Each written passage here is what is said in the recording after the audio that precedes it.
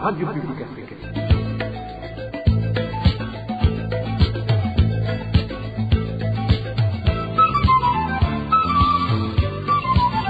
Radio Publique Africaine.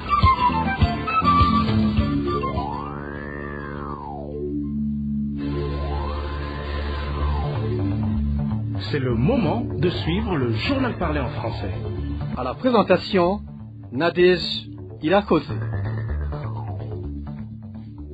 C'est un plaisir de vous retrouver, chers auditeurs. Bienvenue au journal de ce mercredi 22 avril 2026 dont voici le menu. Un climat de peur et de détresse règne de plus en plus dans les camps de réfugiés burundais Nduta et à Nyarugusu suite aux violations graves dont ils sont victimes de la part des agents du gouvernement tanzanien qui usent de tous les moyens pour les contraindre à retourner au Burundi.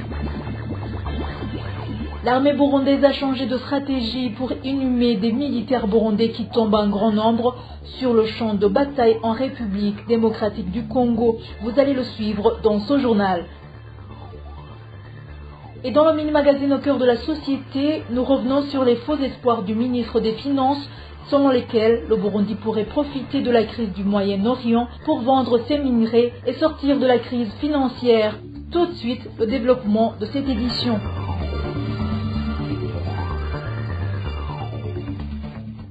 Bonsoir, débutons ce journal par la page réfugiés. Depuis la nuit de ce mardi, la peur panique et le désespoir ne font qu'augmenter au sein des réfugiés burundais du camp d'Nduta en Tanzanie. Après avoir été sauvagement battus et enlevés, ce mercredi matin, aucun employé du HCR n'était présent dans le camp. Seules les forces de l'ordre et la police y font des va-et-vient, ce qui trouble profondément de nombreux réfugiés. Le point avec Walter Kwizera.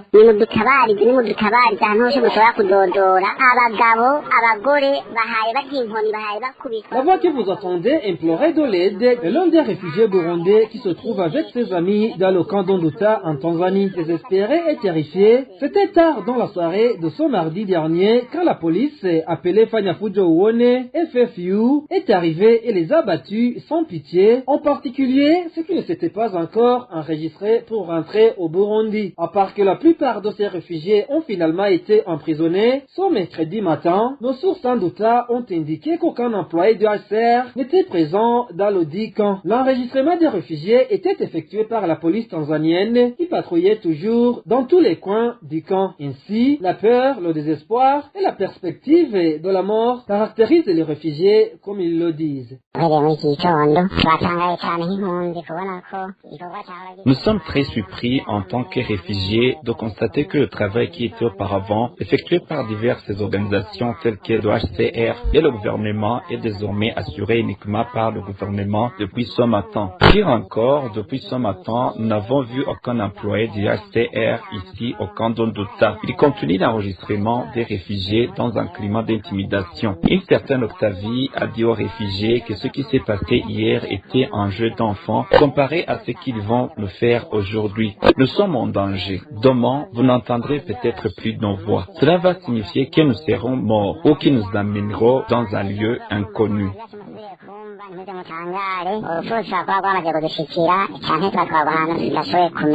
De plus, d'après ce qu'ils voient de leurs propres yeux dans le camp d'Nduta, les réfugiés burundais de ce camp font savoir qu'aujourd'hui seul Dieu est capable de les sauver, d'autant plus que même le HCR qui pouvait les secourir n'est plus présent dans le camp. Et si l'on regarde de plus près, on risque d'être tué car le gouvernement tanzanien est parfaitement préparé. La police patrouille constamment dans le camp et les réfugiés sont terrorisés. On se demande ce qu'il adviendra de ceux qui ne sont pas enregistrés aujourd'hui. Où iront-ils? Surtout que même le HCR nous a abandonnés. On nous a dit qu'à 13h, l'enregistrement des réfugiés va s'arrêter et que le bonus qu'ils nous ont accordé sera fini. Mais vu le nombre de réfugiés, l'enregistrement ne sera pas terminé car ils sont très nombreux et repartent sans même signer.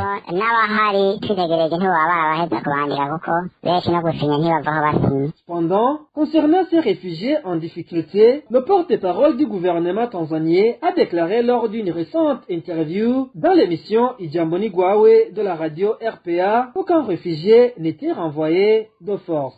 Merci Walter. Kwizera, toujours à ce propos, de vives inquiétudes sont exprimées concernant la situation des réfugiés burundais dans les camps d'Onduta et Nyarugusu en Tanzanie. Le gouvernement tanzanien est accusé de commettre plusieurs violations des droits humains par leurs agents, à savoir la torture, les disparitions forcées et des viols contre les femmes, afin de contraindre tous les réfugiés restants à se rapatrier de force au Burundi. Par ces actes, la Tanzanie est en violation de plusieurs conventions internationales qu'elle a pourtant ratifiées. Clovis Nyonzima. Au cours des 2 dernières semaines, la République unie de Tanzanie, par l'intermédiaire de la police, de l'armée ainsi que de la jeunesse du parti au pouvoir appelé Banamugambo, a commis de graves exactions à l'encontre des réfugiés burundais vivant dans le camp d'Onduta dans le but de les contraindre à s'enregistrer afin de rentrer de force au Burundi. Les habitations des réfugiés ont été détruites, certains ont été privés d'eau et d'autres ont été violemment battus. Les opérations se sont poursuivies avec l'acheminement forcé de réfugiés vers les zones de départ, communément appelées Dipacha, après avoir été frappés. Malgré cela, certains réfugiés, conscients que leur vie était en danger, ont refusé de s'enregistrer. La police tanzanienne, accompagnée de la jeunesse du parti au pouvoir, a ciblé certains hommes, les a couchés au sol et les a frappés, tandis que d'autres ont été enlevés. Des femmes sorties du camp pour chercher de quoi se nourrir, dans un contexte de manque d'eau et de nourriture, ont été arrêtées. Selon des sources internes parmi les réfugiés, certaines femmes et jeunes filles ont été violées tandis que d'autres ont été battues. Ces actes sont commis dans le but d'instaurer de la peur parmi les autres réfugiés afin de les contraindre à s'enregistrer pour un retour forcé au Burundi. Selon plusieurs témoignages, des réfugiés sont contraints par violence, la peur et des intimidations à accepter un retour forcé vers le Burundi. Ces faits constituent de graves violations du droit international. La Convention de Genève de 1951 relative au statut des réfugiés dispose en son article 33 qu'aucun des États contractants n'expulsera ou ne refoulera de quelque manière que ce soit un réfugié vers les frontières des territoires où sa liberté serait menacée. Quant à l'article 32 de la même convention, les États contractants ne peuvent en aucun cas expulser un réfugié se trouvant régulièrement sur leur territoire que pour des raisons de sécurité nationale ou d'ordre public, uniquement en vertu des décisions prises conformément à la loi. Cette convention, en son article 1c, dispose que la présente convention cessera d'être applicable à toute personne si les circonstances à la suite desquelles elle a été reconnue comme réfugiée ont cessé d'exister, à condition que ce changement soit fondamental et durable. Par ailleurs, la Convention contre la torture stipule en son article 2 qu'aucune circonstance exceptionnelle, quelle qu'elle soit, ne peut être invoquée pour justifier la torture. Quant à l'article 3 de la même Constitution, aucun État parti ne refoulera ni n'extradera une personne vers un autre État où il y a des motifs sérieux de croire qu'elle risque d'être soumise à la torture. En outre, la Convention internationale pour la protection de toutes les personnes contre les disparitions forcées prévoit en son article 1er que nul ne sera soumis à une disparition forcée. Et l'article 2 de la même convention définit la disparition forcée comme l'arrestation, la détention ou toute autre forme de privation de liberté par des agents de l'État suivi du refus de reconnaître cette privation de liberté ou de la dissimulation du sort de la personne en question. Et enfin, l'article 16 de la Convention internationale pour la protection de toutes les personnes contre les disparitions forcées dispose qu'aucun État ne refoulera ni n'extradera une personne vers un autre État où il y a des motifs sérieux de croire qu'elle risque d'être victime d'une disparition forcée. Ainsi, les actes rapportés, violences, torture, disparition forcée et retour contraint constituent des violations directes de ces instruments juridiques internationaux. La communauté internationale, notamment le Haut Commissariat des Nations Unies pour les réfugiés, HCR, et le Conseil des droits de l'homme des Nations Unies sont appelés à intervenir de toute urgence. Le respect du droit international est une obligation et la protection des réfugiés ne peut être compromise. Merci Clovis Nyonzima. Pour que le gouvernement tanzanien cesse d'expulser les personnes comme si elles n'avaient aucune dignité, il est indispensable de recourir aux voies légales. Réaction d'Olivier Nkurunziza, député de la Communauté d'Afrique de l'Est, EAC en sigle. Selon lui, une personne réfugiée ne peut retourner dans son pays d'origine que lorsqu'elle se sent en sécurité. Suivez Olivier Nkurunziza, il était l'un des invités de l'émission Ijambo Nigwawe, diffusée dimanche dernier. Les voies existantes sont celles de la loi. Les pays ont des mécanismes de dialogue entre eux, surtout avec le HCR qui connaît les procédures concernant le retour des réfugiés, même si au Burundi, le HCR apporte son soutien. Ainsi, la Tanzanie ne devrait pas expulser des personnes comme s'ils chassaient des animaux. Je pense qu'elle pourrait chercher à se justifier en disant que certaines personnes sont entrées volontairement ou encore en affirmant que parmi elles se trouvent des individus qui influencent les autres pour les empêcher de rentrer. C'est une question qui mérite d'être examinée avec sérieux. Cependant, pour le moment, il faut reconnaître que ceux qui sont déjà rentrés sont effectivement rentrés. Nous devons respecter le fait qu'une personne retourne chez elle que lorsqu'elle se sent en sécurité. Comme on le dit, en l'absence de la guerre ne signifie pas forcément la présence de la paix. La paix se trouve aussi dans le cœur de la personne. Concernant le rapatriement des réfugiés, sachez que les réfugiés présents dans la région de l'Afrique de l'Est, ils sont plus de 4 millions venant de différents pays. Ainsi, la situation des réfugiés se trouvant en Tanzanie constitue, à mon avis, un problème majeur. De notre côté, ce que nous faisons, c'est encourager chaque jour les pays d'origine à agir. Mais cela fait déjà plusieurs mois, notamment que l'Assemblée législative de la communauté d'Afrique de l'Est ne travaille plus régulièrement en commission quotidienne à cause de problèmes financiers. Il faut aussi savoir que lorsqu'il est là émet des recommandations, les pays membres sont libres soit de les appliquer, soit de ne pas les mettre en œuvre. Le HCR constate que les rapports reçus sont différents des informations qu'elle entend. Il est donc nécessaire d'agir également sur la base de ces informations. Propos de l'un des réfugiés ayant vécu en Tanzanie qui était aussi invité dans cette émission. Nolas Ndouimana demande au HCR de chercher un troisième pays vers lequel ces réfugiés pourraient être transférés, car s'ils se sentaient en sécurité, ils seraient déjà rentrés chez eux. Suivez-le. L'OHCR devrait se méfier de ces agents locaux en Tanzanie et mieux évaluer ce qui se passe réellement sur le terrain. Aujourd'hui, il est difficile d'affirmer ne pas être informé alors que les radios en parlent chaque jour. Les informations existent et les rapports reçus semblent parfois très différents de ce que vivent réellement les réfugiés. Il est donc important de prendre en compte toutes les sources disponibles, y compris les rapports des organisations de défense des droits humains et d'agir en conséquence. Si le gouvernement tanzanien estime ne plus pouvoir accueillir ces personnes, alors il faudrait envisager des solutions alternatives pour les quelques 15 000 réfugiés concernés, notamment la recherche d'autres pays capables de les protéger plutôt que de les renvoyer vers un danger certain. Imaginez une personne à qui l'on a détruit la maison depuis décembre. Si elle avait eu un endroit sur où aller, elle y serait déjà partie. D'autres manques de nourriture, si elles avaient réellement la possibilité de rentrer chez elles, cultiver leur terre et vivre dignement, elles l'auraient déjà fait. Si elles restent, c'est souvent parce qu'elles n'ont nulle part où aller. Toutes les personnes et institutions qui ont la capacité d'agir devraient donc le faire afin de protéger ces Burundais, empêcher davantage de souffrance et préserver des vies humaines. L'OHCR devrait aussi chercher des solutions de réinstallation dans d'autres pays plus sûrs. Une question se pose également. La paix annoncée au Burundi ne concernerait-elle que les réfugiés vivant en Tanzanie, les réfugiés installés au Rwanda, en Ouganda, au Kenya ou en Europe? Ne seraient-ils pas eux aussi concernés par cette paix? Une question qui nous concerne tous. Ce qui nous représente devrait la porter avec responsabilité, faire entendre les voix le plus loin possible afin que nos compatriotes burundais soient sécurisés et protégés. Après une courte pause, nous poursuivons le journal avec la page sécurité.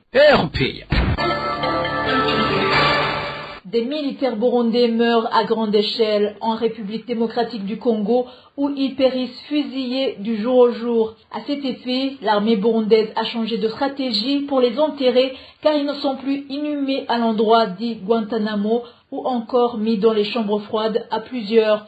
Ceux dont les corps sont rapatriés, ils sont directement renvoyés dans les divisions d'origine dans différentes provinces du pays. Les informations émanent sur le champ de bataille, de même qu'à l'état-major général de la FDN. N'est-ce pas Janvier Ninazwe? Selon les informations récemment recueillies, à partir des dates du 14 et 15 avril courant, plusieurs militaires burundais sont de nouveau déployés vers la République démocratique du Congo. En date du 14 avril, plus de 600 hommes du 411e bataillon ont embarqué le bateau dans le lac Tanganyika au niveau de Rumonge à destination de Baraka où ils ont débarqué le lendemain 15 avril, selon notre source à l'état-major général de la FDN. Ils se sont aussitôt organisés pour se rendre et renforcer leur père en affrontation avec le M23 depuis pas mal de jours. Nos sources au sein de l'armée burundaise, que ce soit à l'état-major ou encore sur le champ de bataille, l'armée burundaise est en train d'y perdre beaucoup de vies humaines et armements. À titre illustratif, dernièrement, date du 19 avril, dans les combats qui se sont déroulés dans les localités de Mikenye, Gichumbi, Abara et Point Zéro, plus de 100 militaires burundais ont été grièvement blessés et plus de 12 ont été tués. Selon toujours nos sources, le drame similaire se répète pendant une période comprise entre 1 et 2 mois. Les morts sont certains délaissés au Congo, les autres rapatriés au Burundi. Mais cette fois-ci, les corps ne sont pas mis à la morgue au camp d'essai passive pour par la suite être enterrés à l'endroit dit Guantanamo. Ils sont plutôt transférés vers les divisions et camps d'origine de ces militaires. Quoiqu'ils sont sans cesse intimidés par les chefs hiérarchiques de l'armée, ces militaires burundais déployés vers la République démocratique du Congo pour combattre le M23 se plaignent davantage en demandant d'être épargnés de ces combats qu'ils ignorent ni la cause ni l'intérêt, si ce n'est qu'y périr sans gloire. Merci Janvier Ninazwe.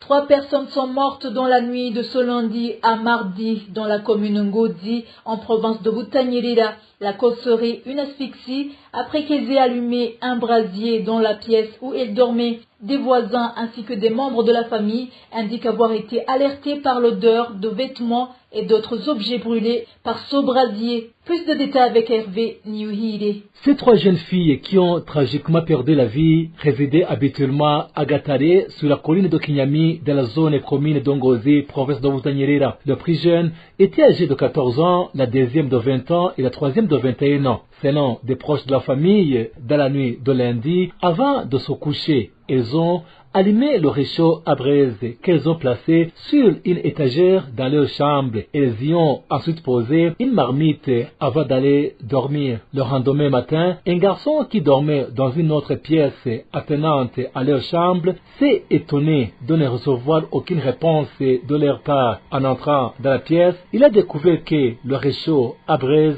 avait brûlé l'étagère ainsi que les objets qui s'y trouvaient. La chambre était remplie de fumée et les 3 jeunes filles étaient déjà décédées. Les habitants de la maison affirment que le réchaud à braise est à l'origine du drame à raison d'un manque d'oxygène et de la fumée dégagée dans une pièce mal aérée. Ils soulignent également que beaucoup ignorent encore les dégâts liés à l'utilisation d'un réchaud à braise allumé dans une chambre fermée. De leur côté, les autorités administratives d'Ongozi confirment avoir mené des investigations lesquelles n'ont révélé aucune autre cause du décès de ces jeunes filles. Merci Hervé Niuhire. En page droit de l'homme, l'organisation Action des chrétiens pour l'abolition de la torture ACAT Burundi a publié une déclaration ce mercredi dans laquelle elle exprime des préoccupations concernant la mort du ministre Gabi Wugaga en charge du ministère de l'Information et de la Communication. Le gouvernement a confirmé que sa mort était survenue à la suite d'un accident de la route. Toutefois, au sein de l'ACAT Burundi, ils estiment qu'il pourrait avoir été assassiné et appellent à une enquête indépendante. Suivez plutôt Armel Nyongere, président de l'ACAT Burundi. Nous venons de publier un communiqué de presse pour condamner fermement la mort du ministre Gabi Wugaga, que nous considérons comme suspect. Et les circonstances, notamment la découverte du corps hors d'un axe routier et l'absence de ces gardes du corps, remettent en cause la thèse de l'accident et laissent penser à un possible assassinat maquillé. Et cela s'inscrit dans un contexte préoccupant d'insécurité et d'impunité. Nous demandons l'ouverture d'une enquête indépendante, transparente, incluant une autopsie réalisée par des experts indépendants. Nous exigeons que les responsables soient identifiés et poursuivis et appelons la communauté internationale à agir pour garantir la vérité et la justice justice. Toujours en parlant droits de l'homme, l'association de défense des droits humains SOS Torture Burundi a publié ce 22 avril 2026 un rapport sur les droits de l'homme couvrant les 3 premiers mois de l'année 2026. Dans ce rapport, 37 cas de violation ont été recensés au cours de cette période. Parmi l'ensemble des crimes documentés, celui qui prédomine est l'atteinte au droit à la vie. Les détails avec Rémi Ndelagakura. Au cours de ces 3 premiers mois d'année 2026, l'association SOS Torture Burundi indique avoir recensé 30 cas d'atteinte au droit à la vie à travers tout le pays. Parmi ces cas, la majorité des victimes a été tuée par des personnes non identifiées, soit 25 personnes représentant 85%. 5 personnes, soit 17%, ont été tuées par des auteurs identifiés, parmi lesquels figurent des Imbonerakure, des militaires, ainsi que des policiers. Ces crimes ont été principalement observés dans les provinces de Bujumbura, Gitega et Burunga. La province de Bujumbura arrive en tête des zones les plus touchées, avec 18 personnes tuées, dont 15 par des auteurs non identifiés. Gitega occupe la 2e position avec 9 personnes tuées, dont 8 par des individus non identifiés. Dans la province de Burunga, les 2 personnes tuées l'ont été par des autres non identifiés, tandis qu'à Butanyerera, une personne a été tuée par un auteur identifié. SOS Torture Burundi souligne que le nombre élevé de victimes dont les auteurs ne sont pas identifiés constituait une source d'inquiétude. L'organisation explique cette situation par l'absence d'enquête, ce qui rend difficile l'identification des responsables et les traductions en justice.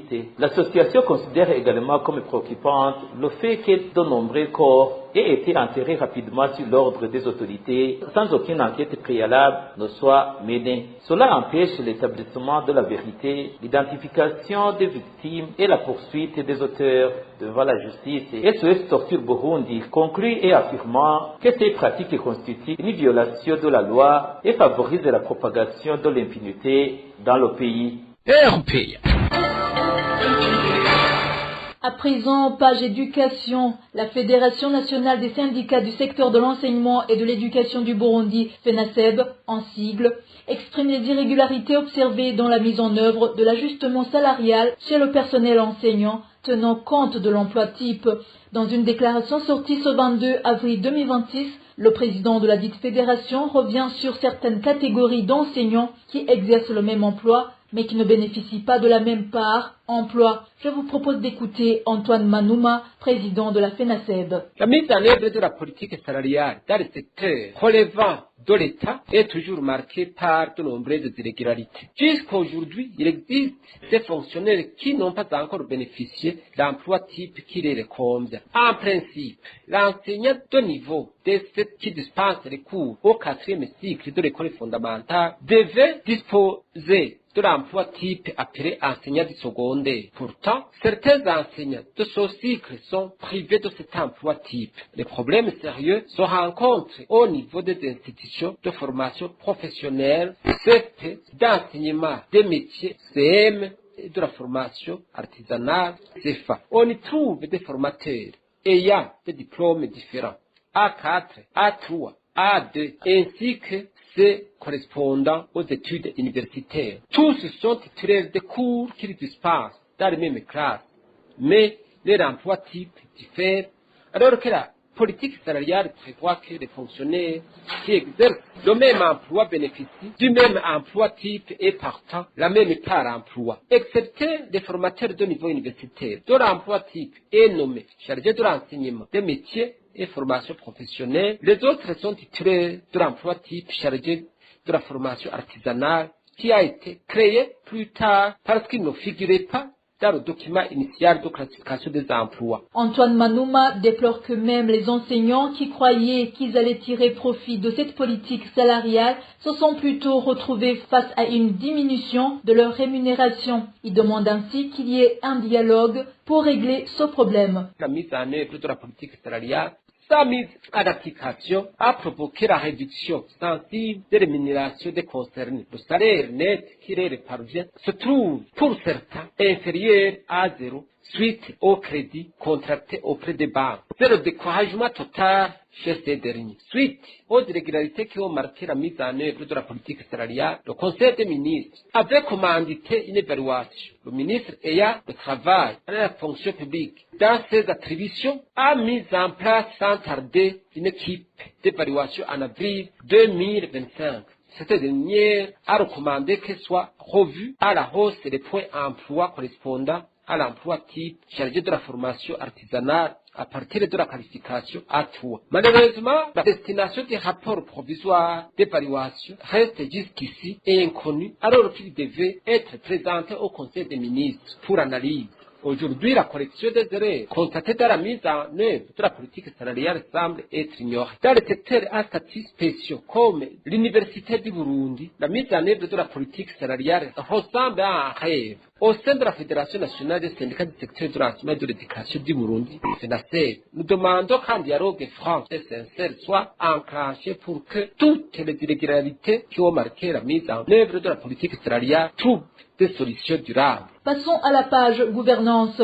C'est une perte énorme évoquée à propos des déclarations répétées des dirigeants du pays selon lesquelles l'avion présidentiel actuellement en Espagne est en cours de révision, une opération qui coûte des sommes importantes. Propos tenus par Faustin Ndikumana, président de l'organisation Parsem, à la suite des déclarations du chef de l'État qui confirme que l'appareil est en révision. Selon lui, il s'agit d'une situation honteuse. Il estime que ces dépenses font perdre au Burundi tout espoir face à la mauvaise gouvernance et à la corruption qui gangrène le gouvernement. Suivez Faustin Ndikumana, il est président de la Parsem. On constate une rubrique budgétaire annuellement de 500 millions destinés à l'entretien d'un avion présidentiel, disons, stationné en Espagne, donc à Madrid. Cela relève de certains problèmes déjà identifiés. D'abord, il y a un problème de gestion des actifs de l'État. Dans l'enquête PIFA qui a été commanditée par l'Union européenne et le gouvernement du Burundi pour épingler les défis liés surtout à la gestion des finances publiques, très récemment, on avait identifié un problème